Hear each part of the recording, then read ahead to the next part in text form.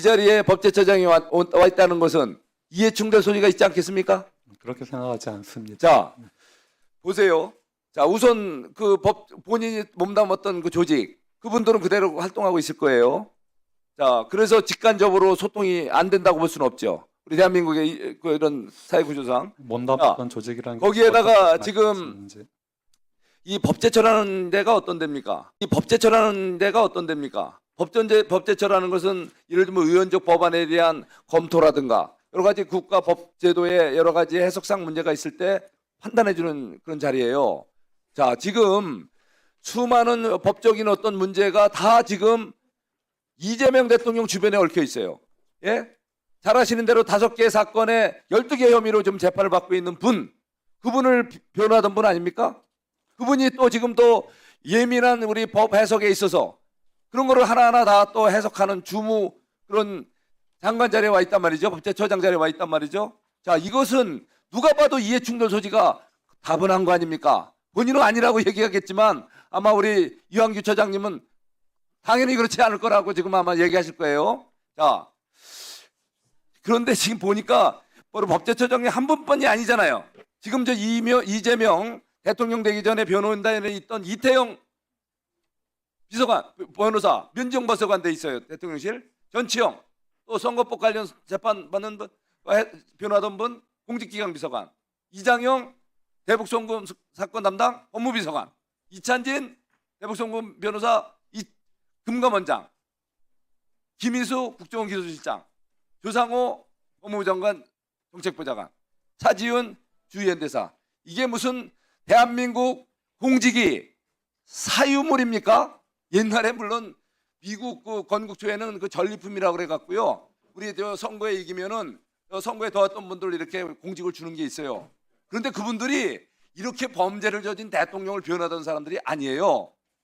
도대체 범죄를 저지르고서 재판을 받고 있는 대통령이 자기를 변호하던 변호사들을 공직 구석구석에, 그것도 이해충돌 소지가 직접 있는 법제처장 같은 자리, 거기다가 대통령실에 우르르 갔다 성사듯이 자리를 메꿨단 말이에요.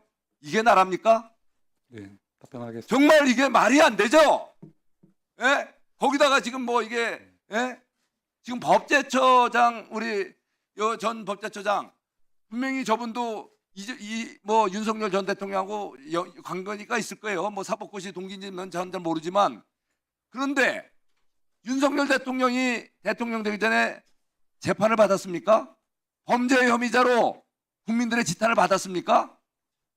그런데 저분이 법제처장 됐는데 법률 지식이 공부하고 충분하고 훌륭해서 법제처장을 임명했는데 저분을 보고 윤석열의 호위무사라고 야당 의원들이 당시 공격하고 매도하고 공격을 했어요.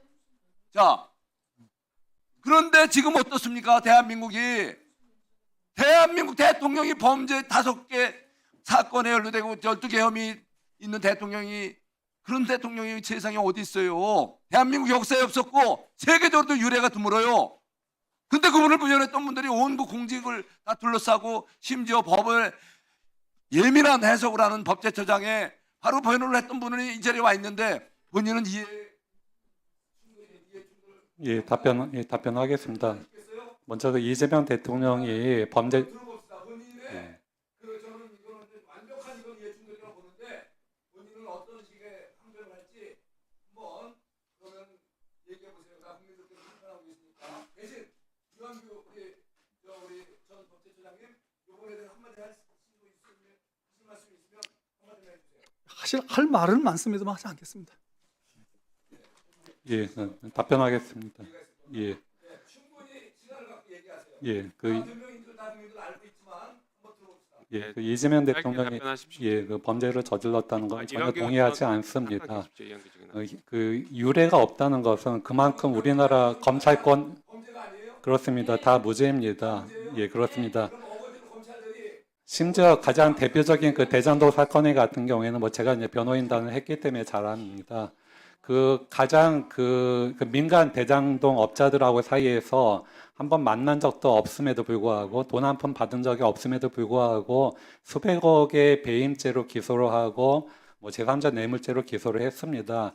이건 유례가 없다는 것은 이재명 대통령이 유례가 없는 것이 아니고 이재명 대통령을 그렇게 무고한 대통령을 그렇게 검찰권을 남용해서 기소한 우리나라 검찰의 이례가 없는 것입니다. 그리고 그 대통령이 그 인사에 대해서 말씀하셨는데 보훈 인사라든가 무슨 뭐 그 변호인에 대한 무슨 뭐 보답이라고 일각에서 얘기하시는데 그 부분에 대해서 전혀 동의하지 않습니다. 물론 대통령 입장에서 볼 때는 당연히 잘 아는 사람들 그리고 같은 가치관, 같은 소신을 갖고 있는 사람들을 같이 일하고자 하는 그런 필요가 있을 것입니다. 전 단순히 대장동 변호인을 했기 때문이 아니라 사법연수원 시절부터 같이 활동하면서 같은 생각을 나눴고 같은 가치관이 있는 것을 확인하고 그렇고 오랫동안 또 법원에서 법률 관련 일을 했기 때문에 그런 것 때문에 법제처장으로 임명을 한 것이지 무슨 보온이라든가 뭐 보답이라든가 그런 차원에서 한 것이 전혀 아닙니다. 그런 차원에서라면 지금 대장동 변호인들 모두 다 공직에 있어야 되겠죠. 저만이 있습니다. 그리고 아까 그 다른 분들의 경우에 뭐 그렇게 모아놓으니까 숫자가 많은 것처럼 보이지만 전체 수백 개, 수천 개의 공직에 비하면 굉장히 미미한 수치입니다. 예. 네. 마무리해 주십시오. 송석준 의원님. 시간 지나갔으니. 송석준 의원님. 이미 발언 시간 많이 지났으니 마무리하십시오. 이용해서 사실은 민간 업자들이 사익을 편취해서 그 이익을 나눠가는 사건이에요. 거기에 이재명 대통령이 중심에 있는 거예요. 모든 이런 것들을 거기다 맡겼어요. 그래서 배임죄가 있다는 거예요. 그래서 지난 자, 송석준 의원님. 좀 정리해 주십시오. 모범을 보이셔야 됩니다.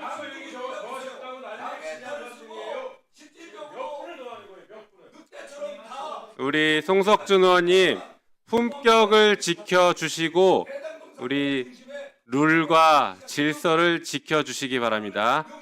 자, 그만 말씀하시고요. 자, 이완규 중인 그 윤석열 검찰총장 시절에 변호인 하지 않았어요? 징계 사건? 징계 사건 변호했습니다. 변호인 했죠? 그리고 장모 최은순, 윤석열 장모 최은순 변호인 했죠? 아닙니다. 변호인 안 했어요, 이거는? 네, 그건 아닙니다. 네, 그건 확실합니까? 네. 네. 어쨌든 간 윤석열 검찰총장의 징계 사건에 변호인을 했고 변호인단을 아예 이끄셨던 것 같아요. 맞죠? 변호인이었습니다. 네. 들어가십시오. 자, 뭐 지금 네, 우리 송석준 의원님 장시간 수고하셨습니다. 네. 다음은 장경태 의원 질의해 주십시오.